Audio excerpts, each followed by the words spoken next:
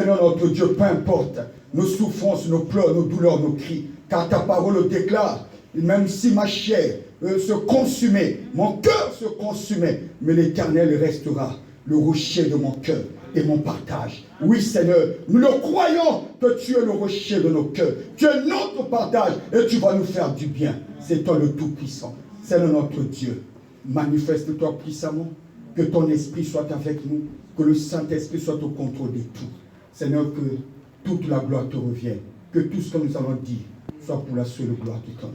Bénis ton peuple, bénis ces instants, bénis ta parole, dans le nom de Jésus. Nous avons ainsi prié et nous disons Amen. Amen. Ok. Nous bénissons le Seigneur qui nous a fait cette grâce d'être là, d'être compté parmi les vivants, d'être en bonne santé.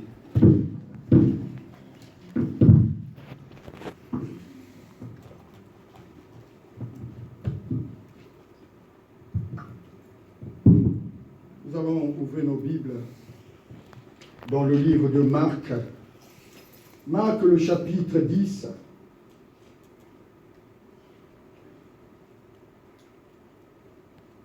Qu'est-ce qui se passe? Marc, le chapitre 10.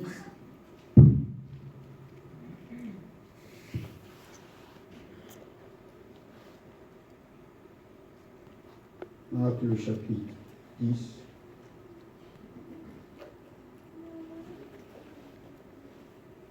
Nous allons lire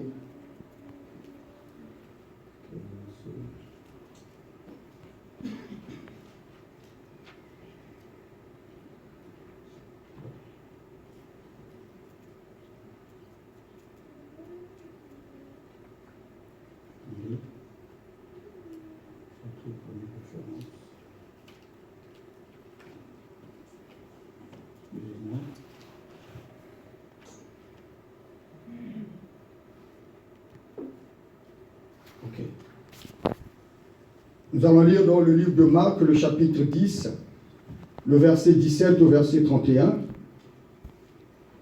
Marc, chapitre 10, le verset 17 au verset 31. Marc 10, 17, verset 31. Je lis au nom de notre Seigneur Jésus-Christ. Nous allons lire deux textes ce matin, mais nous commençons par Marc. Après, nous allons enchaîner par Luc.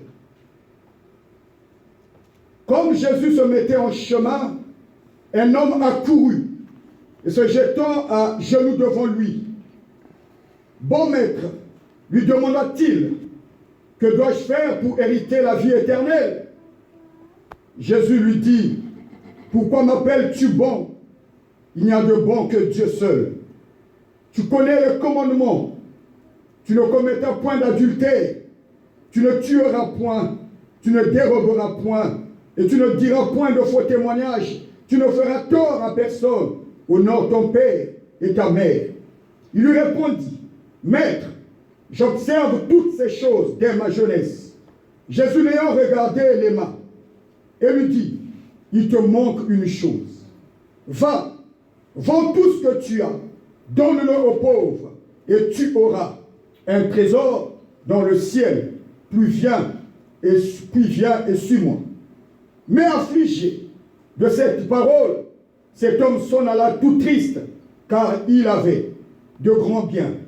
Jésus, regardant autour de lui, dit à ses disciples qu'il sera difficile à ceux qui ont des richesses d'entrer dans le royaume de Dieu. Les disciples furent étonnés de ce que Jésus parlait ainsi, et reprenant, il leur dit, mes enfants, qu'il est difficile à ceux qui se confient dans les richesses d'entrer dans le royaume de Dieu. Il est plus facile à un chameau de passer par le trou d'une aiguille qu'à un riche d'entrer dans le royaume de Dieu. Les disciples furent plus étonnés, ils se dirent les uns aux autres, et qui peut être sauvé? Jésus les regarda, dit, cela est impossible aux hommes, mais non à Dieu. On s'arrête là. Nous allons dans le livre de Luc. Luc, le chapitre 7.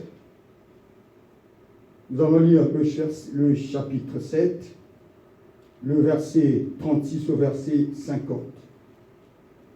Je lis au nom de notre Seigneur Jésus-Christ. Un pharisien pria Jésus de manger avec lui. Jésus entra dans la maison du pharisien et se mit à table. Et voici une femme pécheresse qui se trouvait dans la ville. Ayant su qu'il était à table dans la maison du pharisien, apporta un vase d'albâtre plein de parfums et se tint derrière aux pieds de Jésus.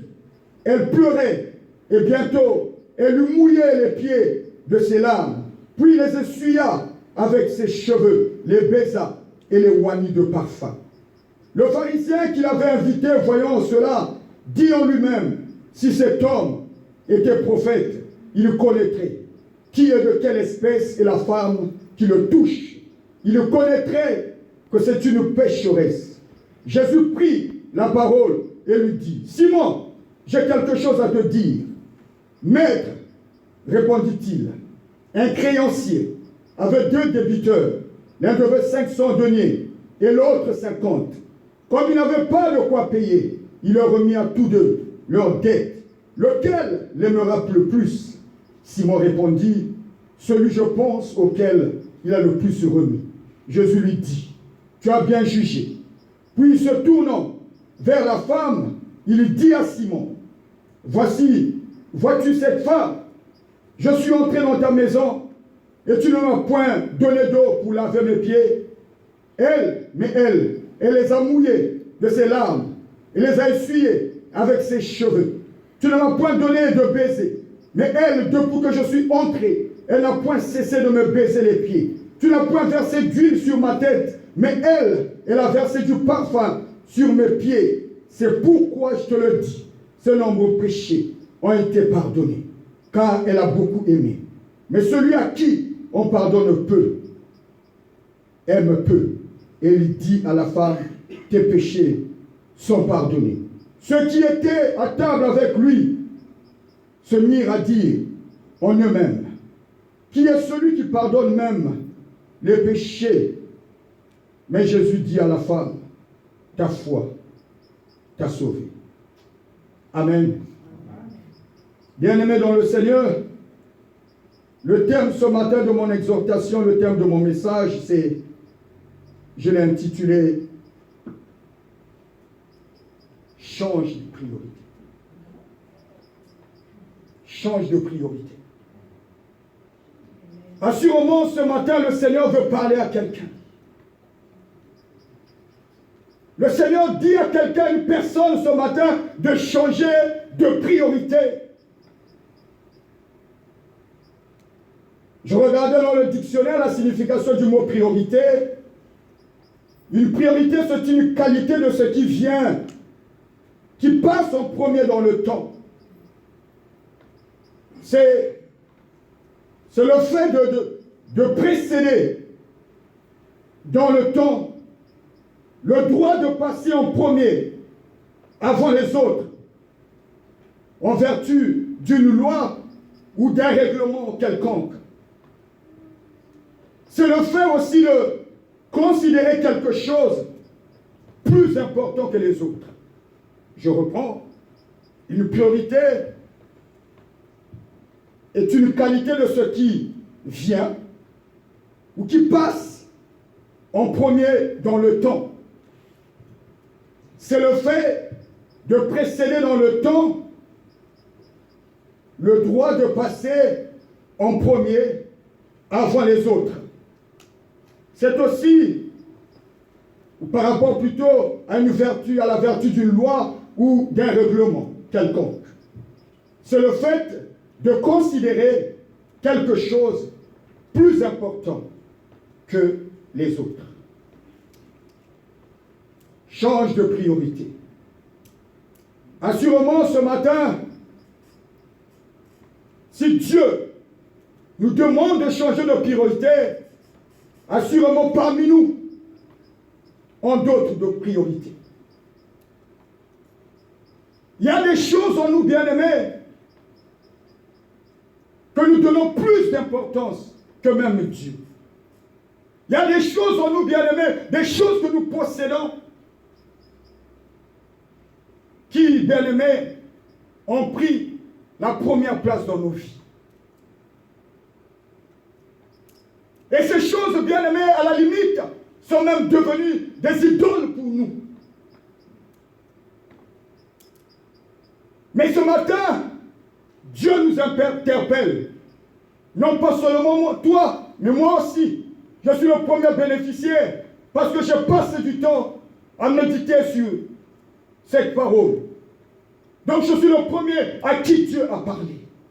Assure-moi, en moi aussi, il y a des choses qui ont pris la première place, qui ont pris la place de Dieu. Assure-moi, moi aussi, il y a des choses, bien-aimées, qui sont devenues comme des idoles. Des choses qui sont prioritaires. Des choses qui ont pris la première place dans ma vie, peut-être dans ta vie. Changer de priorité, bien-aimé, si on fait se ressaisir ce matin. C'est aussi, bien-aimé, de prendre des bonnes décisions.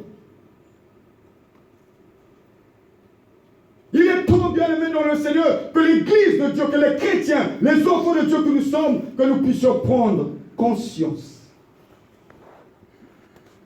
Dans le livre de Éphésiens, le chapitre 5, le verset 16, il est dit: rachetez le temps, car les jours sont mauvais. Rachetez le temps, bien-aimé, les jours sont mauvais. Il n'y a plus, bien-aimé, de temps à perdre. Le thème principal de cette année que Dieu, que le Seigneur nous avait donné, le premier jour que le pasteur a prêché, je n'ai pas oublié, c'est: à tes résolutions répondra le succès. À tes résolutions répondra le succès. Bien-aimé, je dis à quelqu'un ce matin, il n'y a plus de temps à perdre. Il est temps que nous puissions changer de priorité. Au regard, bien-aimé dans le Seigneur, de ce qui se passe dans le monde, au regard de ce que le monde est en train de vivre, au regard de ce que, bien-aimé, nous sommes en train de traverser, au regard aussi, bien-aimé, de l'accomplissement des promesses de Dieu, il est temps que l'Église de Dieu, que nous puissions changer de priorité. Bien-aimés dans le Seigneur, les prophètes dans l'Ancien Testament, ils avaient prophétisé la venue du Messie. Ça avait pris du temps, mais le Messie était venu. Le Christ lui-même sur cette terre, il prophétisait, il parlait de sa mort, il parlait de la résurrection. Il disait à ses disciples que je vais être enlevé, je vais retourner vers mon Père.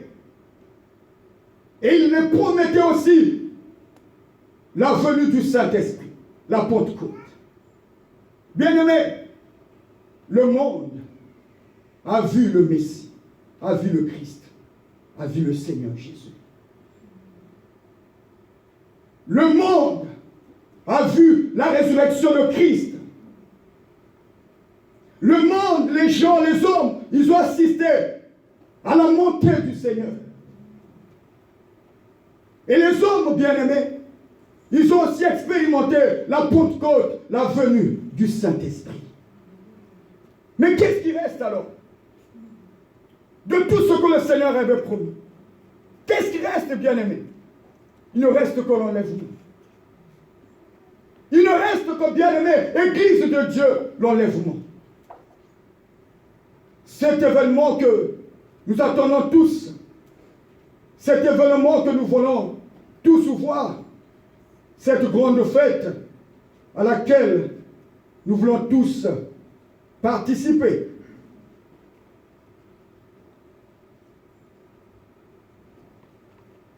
Donc il est temps, mon frère, il est temps, ma soeur, il est temps, Église, la nouvelle naissance, de prendre des bonnes décisions et de changer de priorité pour que nous ne puissions pas passer à côté de cet événement. Nous avons lu dans le livre de Marc, le chapitre 10, à partir du verset 17, on nous parle de cet homme qui était riche. Il avait beaucoup de biens. Et on nous parle aussi, dans le livre de Luc, de cette femme pécheresse. Cette femme, elle n'avait que un parfum d'une grande valeur, d'un grand prix. Mais les deux bien-aimés dans le Seigneur, ils avaient la soif de la vie éternelle. Ils avaient la soif du salut. Ils avaient l'envie de changer de cap, de changer de dimension, d'aller dans une autre dimension avec Dieu. Deux personnes, deux attitudes, deux comportements, deux réactions qui ont attiré mon attention, qui m'ont poussé, bien-aimé, à réfléchir. Marc 10. Cet homme, il était riche. Il avait beaucoup de biens.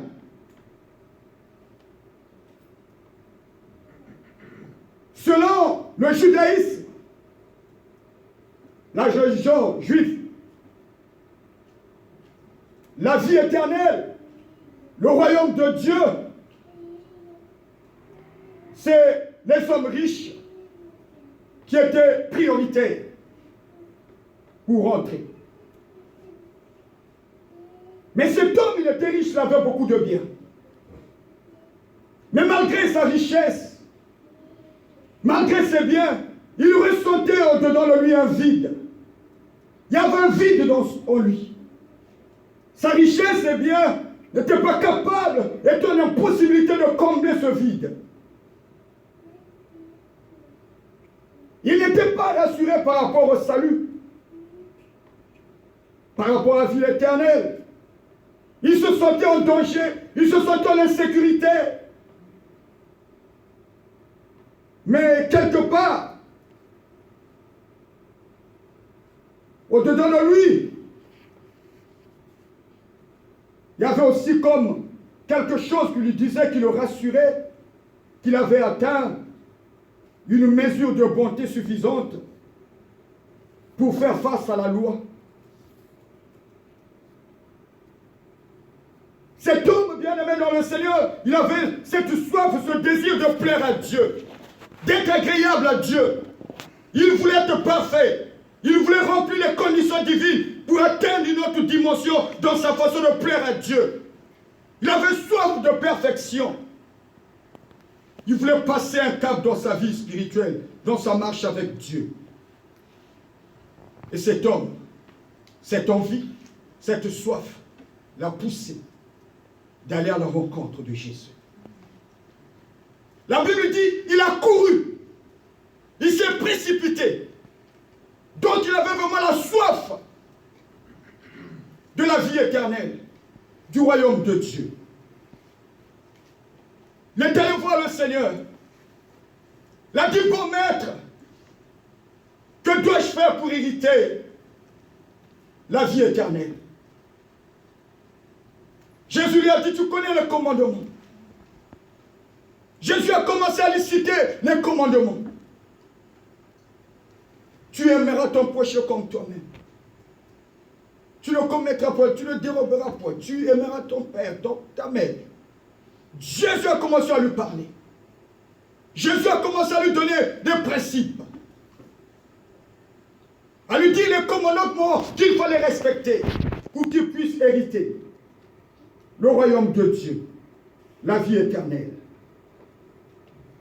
Et cet homme va dire à Jésus, Maître, toutes ces choses, je les observe depuis ma jeunesse. La Bible dit que Jésus, le regardant, l'ayant aimé. Jésus l'a apprécié parce qu'assurément, il disait la vérité. Mais Jésus lui a dit, te manque une chose. Il dit, va, vends tout est bien. Donne-le aux pauvres. Et là, bien aimé dans le Seigneur, ça a coincé. Là, ça a commencé à poser problème. Et la Bible dit que, attristé par cette parole, cet homme a rebroussé chemin. Il est parti tout triste. Cet homme bien-aimé, parce que son cœur était attaché à ses biens, à ses richesses, il est passé à côté. Il a échoué. Bien-aimé dans le Seigneur, dans le livre de 1 Corinthiens, le chapitre 15, le verset 19, il est dit, c'est Paul qui parle, qui dit, si c'est dans cette vie seulement que nous espérons Christ, nous sommes les plus malheureux de tous les hommes. Si c'est seulement dans cette vie que nous espérons Christ, nous sommes, bien-aimés, les plus malheureux de tous les hommes. Si c'est pour les biens matériels que nous espérons, nous sommes les plus malheureux.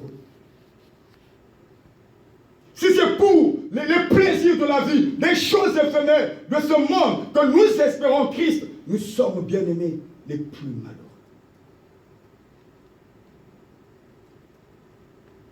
Ecclésiaste, le chapitre 15, le verset 19 dit, s'il y a beaucoup de choses, il y a beaucoup de vanité. Quel avantage revient-il à l'homme? S'il y a beaucoup de choses, il y a beaucoup de vanité. Quel avantage revient-il à l'homme?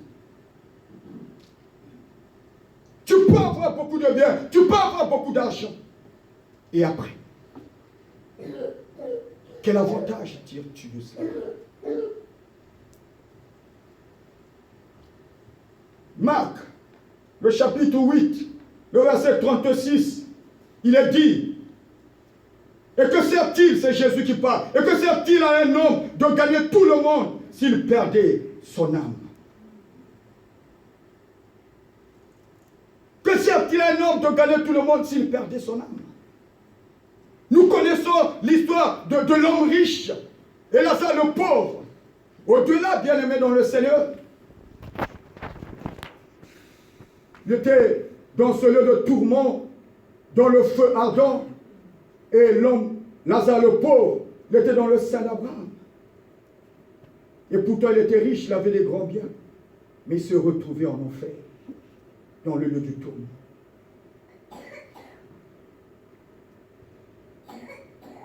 Cet homme, il est allé voir Jésus, dit, bon maître. Jésus dit, pourquoi m'appelles-tu bon? Il y a de bon que Dieu. Ce n'est pas que Jésus voulait refuser qu'il était bon, mais Jésus voulait tester cet homme pour voir s'il était prêt à lui obéir, à lui reconnaître qu'il était Dieu. Il dit, pourquoi m'appelles-tu bon? Il n'y a de bon que Dieu. Parce que c'était une appellation un peu rare. Chez les Juifs, très souvent, les docteurs de la loi, les chefs religieux, on les appelait maîtres. Mais lui, il a appelé Jésus bon maître.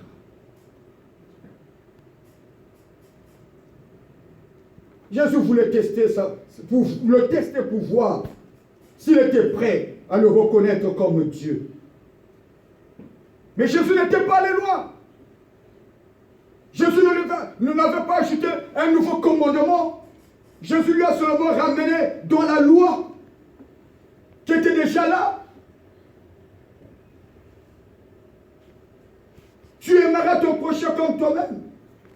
Tu ne commettras point d'adultère, tu ne déroberas point, tu ne feras pas ceci, tu aimeras ton père. Donc tout ça, Jésus, bien aimé, de rappeler à cet homme les commandements qui ont un rapport, bien aimé, entre les hommes. Jésus ne lui a pas donné un nouveau commandement.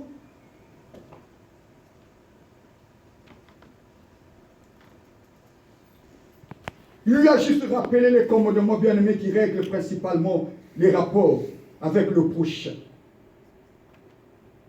Jésus a fait comprendre à cet homme va faire comprendre à Jésus qu'il pratiquait ces choses depuis sa jeunesse. Mais quand Jésus lui dit, va tes biens, ça devient compliqué. Il y a un problème. Cet homme bien-aimé, il était incapable plutôt, de se sacrifier pour les autres. Cet homme, il était incapable de secourir des autres, de subvenir aux besoins des autres.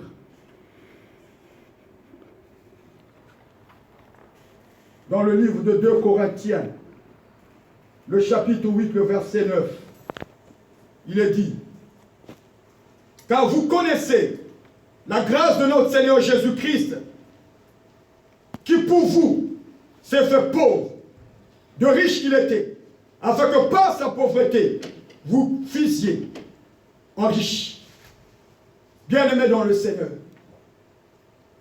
Jésus, lui, qui était riche, il est venu sur cette terre. Il s'est fait pauvre, bien-aimé dans le Seigneur, pour toi et moi. Il s'est fait pauvre à la croix, pour que toi et moi, nous soyons riches. Bien-aimé dans le Seigneur, Jésus doit être notre modèle. Jésus, bien-aimé, doit être notre référence.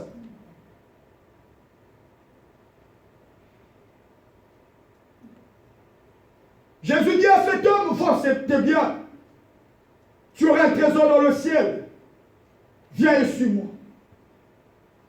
Jésus ne voulait pas dire à cet homme qu'en vendant ses biens, que la vente de ses biens, ou l'œuvre qu'il devait faire, ou le monde qu'il devait donner, devait lui garantir, lui ouvrir les portes de la vie éternelle. Non. C'est pas ça. Le seul chemin qui emmène au salut, à la vie éternelle, c'est de croire en Jésus. Le seul chemin, bien-aimé, qui emmène au salut, qui emmène à la vie éternelle, c'est avoir la foi en Jésus, c'est croire en Jésus. Mais le problème ici, c'est que Jésus, en disant ces choses à cet homme, il voulait lui faire comprendre qu'il n'avait pas honoré, respecté, pratiqué les commandements comme lui le disait. Il voulait lui faire comprendre qu'il était un pécheur. Il voulait qu'il puisse reconnaître son péché, son état, sa condition. Mais cet homme, tellement qu'il était attaché à ses biens, il est parti. Bien-aimé dans le Seigneur, combien de gens qui ont du mal à donner leur vie à Christ? Combien de gens qui ont du mal, même les chrétiens, ceux qui se disent chrétiens, qui viennent à l'église, qui ont du mal à s'attacher à Dieu? À cause, parfois, de certains biens qu'ils ont, de la petite vie qu'ils ont, de la petite stabilité qu'ils ont, parfois des petits moyens qu'ils ont. Ils sont incapables.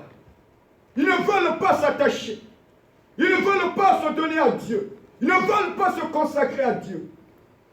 Parce qu'ils pensent que pour eux c'est bon, pour eux ça suffit.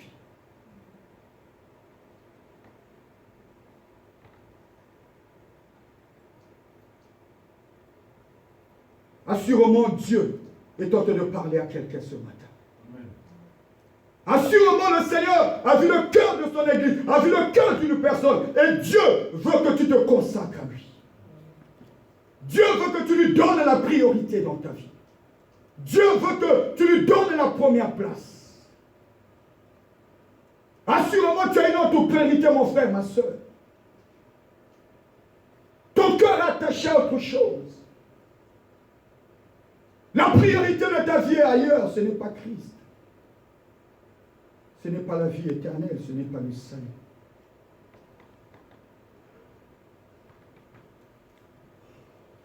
Dieu, comme il avait dit à cet homme,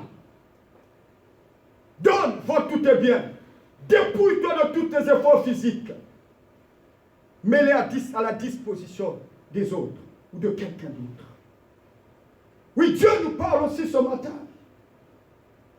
Nous devions aussi mettre ce que nous avons, ce que nous possédons à la disposition des autres, de ceux qui en ont, de ceux qui n'en ont pas.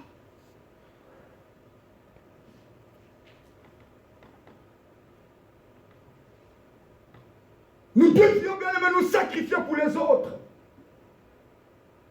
si nous voulons être agréables à Dieu.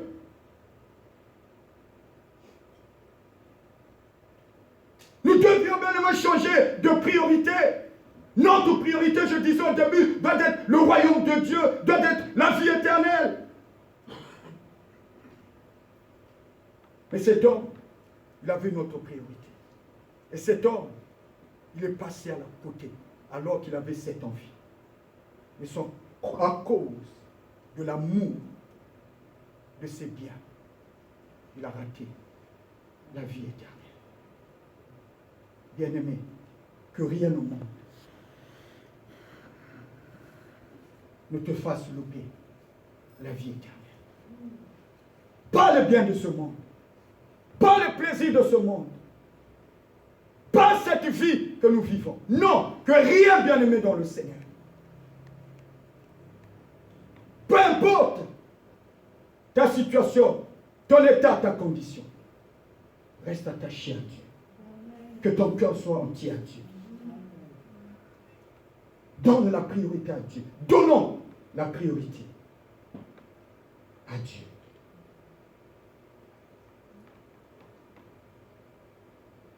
Dans Luc, on nous parle de cette femme pécheresse.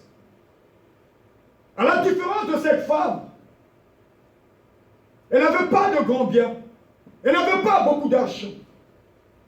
Mais elle n'avait qu'un parfum d'un grand prix, d'une grande valeur. Cette femme bien-aimée, assurément, l'auteur, il est gentil, n'a pas voulu réellement dire qui était cette femme. Cette femme était une prostituée. Elle avait une vie de péché. Elle avait fait de la prostitution son travail, sa profession. Elle gagnait sa vie par la prostitution. Le péché était devenu sa vie.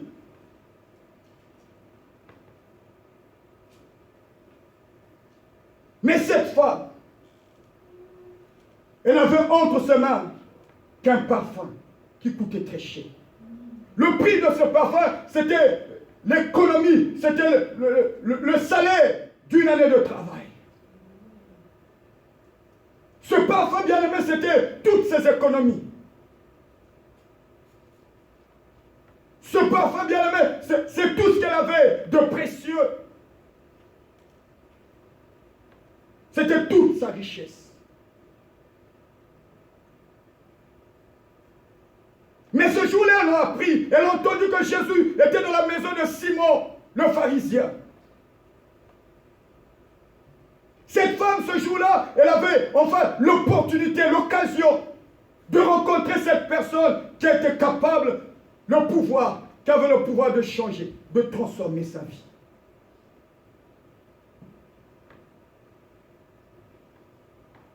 Cette femme bien-aimée, contrairement à cet homme riche, elle était consciente de son état. Elle était consciente de sa situation. Elle était consciente qu'elle était une personne, une femme de mauvaise vie. Mais cette femme, elle voyait Jésus comme son seul sauveur, comme son seul espoir.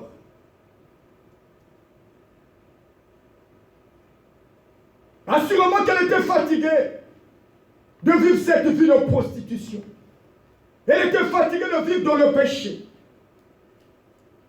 Mais ce jour-là, elle savait que Jésus était dans la maison d'un chef religieux.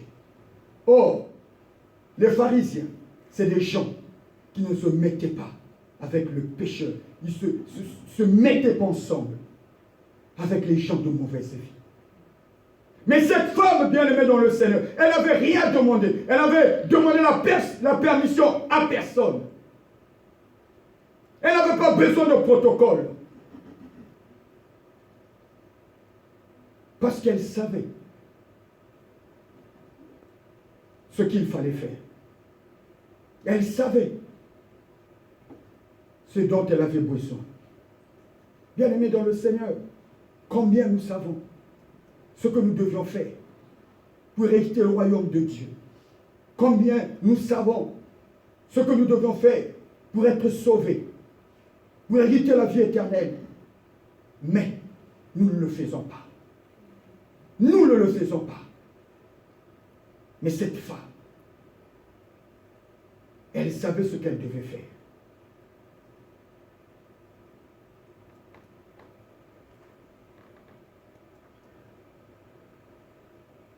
Peu importe, bien-aimé, ce que les hommes pouvaient penser de lui, d'elle plutôt.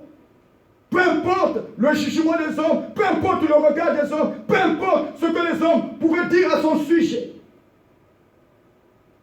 Mais cette femme, elle savait qu'elle n'avait rien à perdre. Elle avait tout à gagner. Elle n'avait rien à préserver, ni sa réputation. Parce qu'elle était connue de tout le monde, qu'elle était une prostituée, qu'elle était une pécheresse. La Bible dit qu'elle était dans la ville. Donc c'était une femme inconsidérée, sans valeur. Une femme méprisée. Mais ce jour-là, elle s'est faite violence. Elle est allée rentrer dans la maison du chef religieux, là où était Jésus, bien qu'elle n'était pas la bienvenue. Bien que toutes les personnes qui étaient dans cette maison étaient sidérées de la voir là. Mais elle a franchi la porte. Elle est rentrée. Parce qu'elle savait bien aimer ce dont elle avait besoin.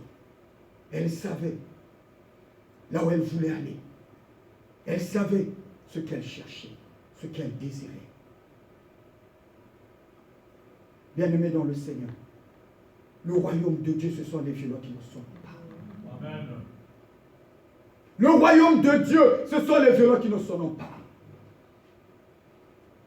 Que les regards des hommes ne t'empêchent pas à suivre Dieu. Que le jugement des hommes, que les propos des hommes ne te poussent pas à avoir honte de Dieu.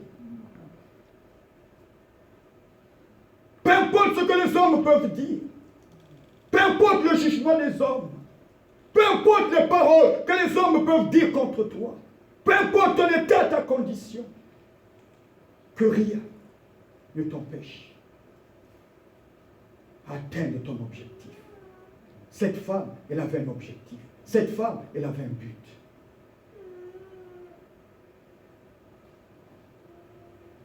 Le salut, bien-aimé, est individuel.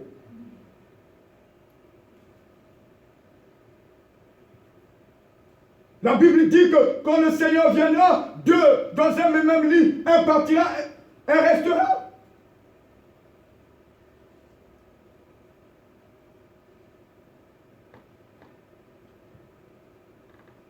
Et cette femme, elle est rentrée dans la maison. Cette femme, bien-aimée, a saisi cette opportunité qui lui était faite.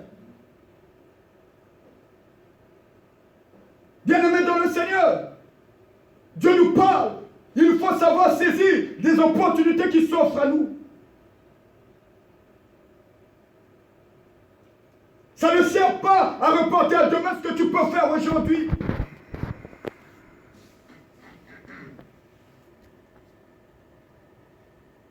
Malgré qu'elle n'était pas la bienvenue, mais elle est partie quand même.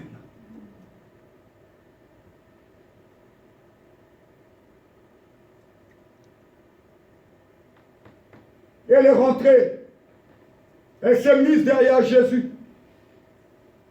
Et cette femme, elle a commencé à essuyer les pieds de Jésus avec ses larmes. Elle a pleuré. Elle a pris ce parfum qu'elle avait de grande valeur. Elle a cassé, elle a renversé sur la tête de Jésus. Elle a commencé à essuyer les pieds de Jésus avec ses cheveux. Elle a commencé à pleurer. Elle a répandu son âme, bien-aimée dans le Seigneur. Elle a répandu son cœur. La seule richesse qu'elle avait. Ce parfum, c'était même le symbole de sa retraite. Parce que le jour, elle devait arrêter de faire la prostitution, elle pouvait vendre ce parfum et puis vivre avec cet argent. Mais elle a cassé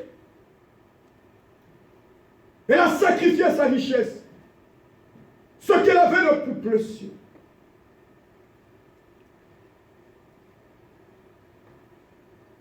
Les gens qui étaient là, ils étaient étonnés, ils étaient sidérés. Elle n'était pas la bienvenue, je l'ai dit.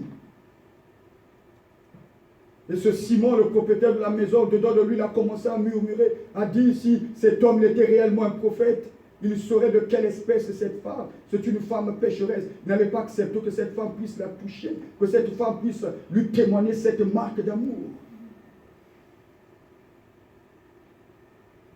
Il condamnait cette femme parce qu'il lui croyait qu'il était meilleur, parce qu'il lui croyait qu'il était bon. Bien aimé, j'aimerais dire à quelqu'un, là où les hommes condamnent, Dieu ne condamne pas. Dieu compatit. Parce que c'est un Dieu qui est compatissant, c'est un Dieu qui est miséricordieux.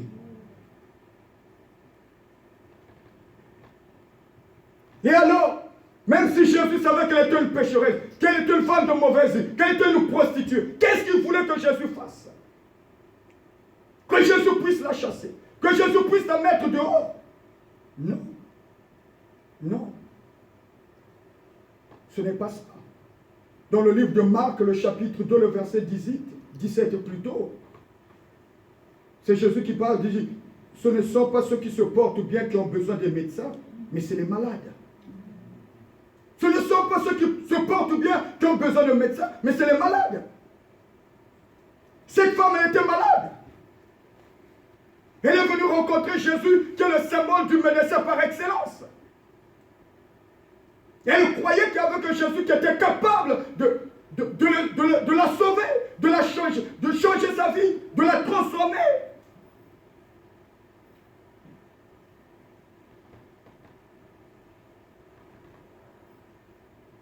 Il dit encore plus loin, toujours dans Marc, il dit, je ne suis pas venu appeler les justes, mais les pécheurs. Jésus n'est pas venu pour les justes, Jésus est venu pour les pécheurs. Bien aimé, ça ne sert à rien que nous puissions condamner les gens.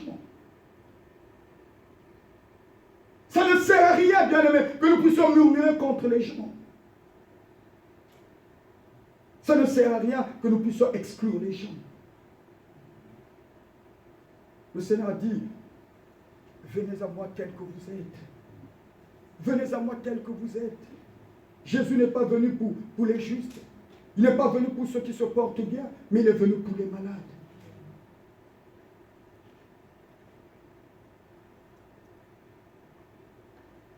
Dans le livre de Luc, le chapitre 15, le verset 7, il est dit, il y a plus de joie dans le ciel pour un pécheur qui se repent. Il y a plus de joie dans le ciel pour un pécheur qui se répand. On n'a pas dit qu'il y a plus de joie dans le ciel quand tu achètes une voiture ou quand tu achètes une maison. On n'a pas dit qu'il y a de la joie dans le ciel quand tu es béni, je ne sais pas comment. Non. La Bible dit qu'il y a de la joie dans le ciel quand un pécheur se répand.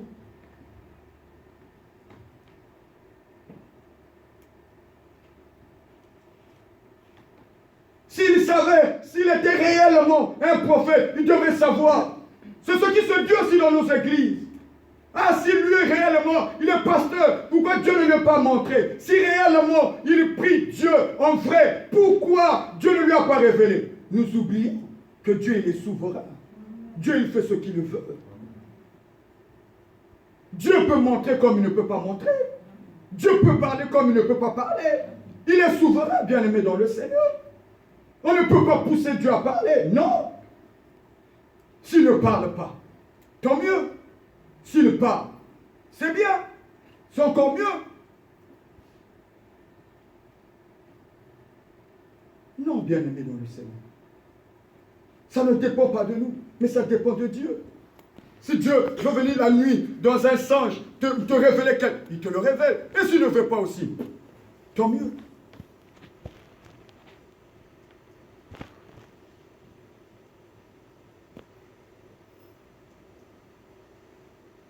Cette femme, elle avait fait ce que l'homme riche était incapable de faire.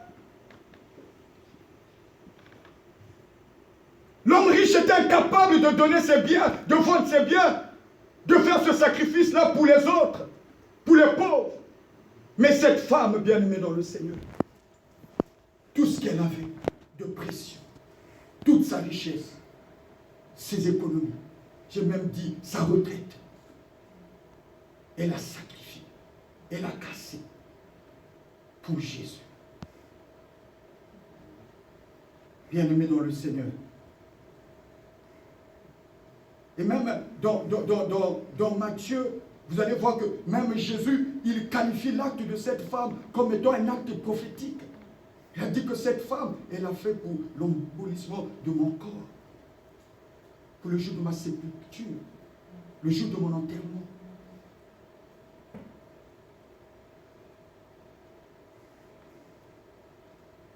Cette femme, elle s'est humiliée. Mais l'homme riche, il lui manquait l'humilité. Je veux dire à l'église ce matin que l'humilité attire la gloire de Dieu. L'humilité, bien-aimé, attire la gloire de Dieu. Il est dit que l'humilité précède la gloire. L'humilité, bien-aimé, attire les faveurs de Dieu. Je veux dire à quelqu'un ce matin, bien-aimé, il est temps de reprendre sa vie en main, de reprendre le contrôle de sa vie et de l'abandonner entre les mains de Dieu, entre les mains du Seigneur.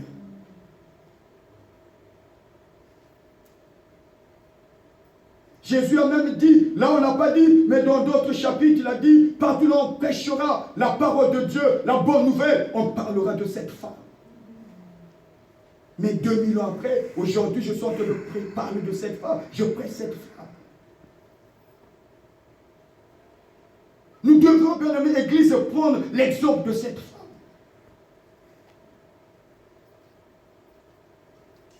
Qui a sacrifié ses biens, sa richesse, ce qu'elle avait de précieux. La chose qui était la plus importante.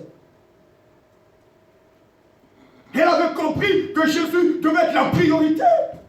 Parce que c'est Jésus qui donne la vie. C'est Jésus qui sauve. Jésus est le seul chemin qui emmène à la vie éternelle.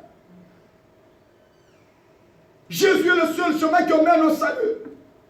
Elle avait la révélation. Elle avait compris ces choses, bien-aimés dans le Seigneur.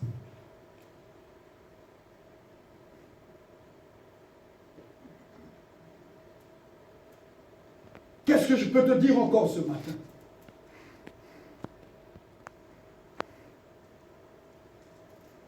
Nous devions, bien aimer, éviter, comme je disais tout à l'heure, ce que tu peux faire aujourd'hui. Le repousser à demain. La procrastination. Ce que tu peux faire aujourd'hui, tu dis non, je le ferai demain. Non. La Bible dit, si vous entendez sa voix, n'endurcissez pas vos cœurs. Si Dieu te parle, si tu entends la voix de Dieu, bien-aimé, lève-toi, agis, pose les actes, n'attends pas demain, ne te dis pas demain. Non, ne remets pas demain ce que tu peux faire aujourd'hui. Cette femme, elle avait dit, aujourd'hui c'est aujourd'hui. Peu importe les oppositions, les obstacles, mais je rentrerai là. Même si je ne suis pas la bienvenue. Mais je veux quand même rentrer. C'est ça, bien-aimé dans le Seigneur. L'attitude que nous devions avoir. Elle n'avait pas dit, je vais attendre à la prochaine occasion. Non, il n'y aura pas de prochaine occasion. Il y a des occasions, des opportunités qui ne reviennent plus dans la vie.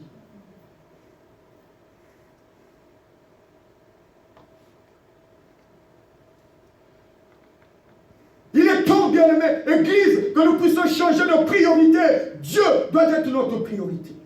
La vie éternelle doit être notre priorité. Le salut doit être notre priorité. L'enlèvement, bien-aimé, doit être notre priorité.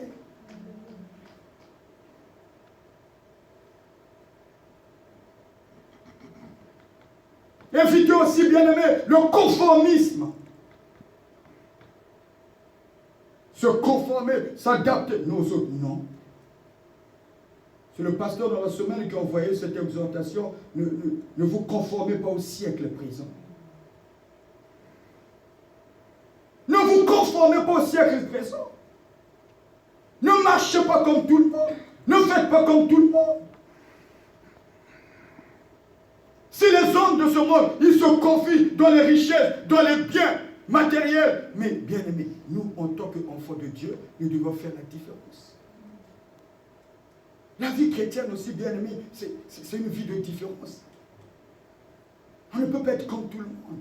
On doit être différent des autres.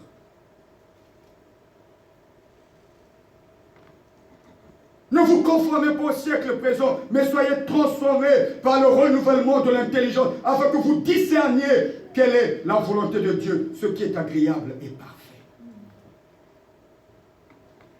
Qu'est-ce qui est agréable à Dieu? Qu'est-ce qui est parfait pour Dieu? Ce qui est agréable, ce qui est parfait, c'est que nous puissions lui être obéissants, que nous puissions lui obéir, que nous puissions faire sa volonté, que nous puissions, bien aimer, pratiquer, observer ses principes, ses commandements, ses lois. Ce qui est agréable, ce qui est parfait à Dieu, c'est le servir de tout notre cœur, c'est lui consacrer nos vies, c'est lui donner la première place, qu'il soit notre priorité. C'est aussi, bien aimé dans le Seigneur, marcher dans une vie de sanctification, marcher dans la crainte de Dieu. C'est ça, ce qui est agréable, ce qui est parfait pour Dieu. Ce ne sont pas les richesses, ce ne sont pas les biens, ce ne sont pas les costumes, non. Ce ne sont pas les voitures, non.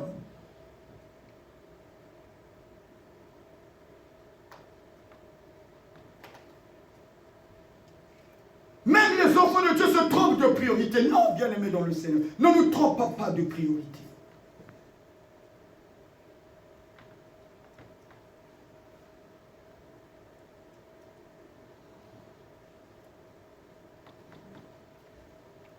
Qu'est-ce que je peux dire?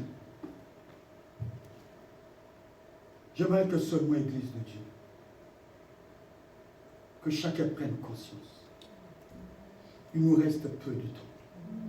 J'ai dit au commencement, toutes les prophéties, les hommes, le monde, les a vus s'accomplir. Il ne nous reste qu'une seule prophétie, l'enlèvement. C'est l'enlèvement. Et je crois, il nous reste peu de temps. Et cela va bientôt se faire, s'accomplir. Mais Dieu, la volonté de Dieu, n'est pas que toi et moi, nous ne faisons pas partie de cet heureux événement. Mais Dieu veut que nous puissions faire partie de cette Église qu'il vient d'enlever. Et il est temps, Église, que nous puissions prendre de bonnes décisions. À tes résolutions, répondre à le succès. Cette femme, elle avait pris la bonne décision. Elle est sortie de cette maison sauvée. Jésus lui a dit, femme, ta foi t'a sauvée. Ta foi t'a sauvée. Parce qu'elle avait beaucoup aimé. Elle avait beaucoup aimé Dieu. Bien aimé. Aimons beaucoup Dieu. Que Dieu soit notre priorité. Que les choses de ce monde ne soient pas notre priorité. Changeons de priorité, Église. J'aimerais que là où tu es,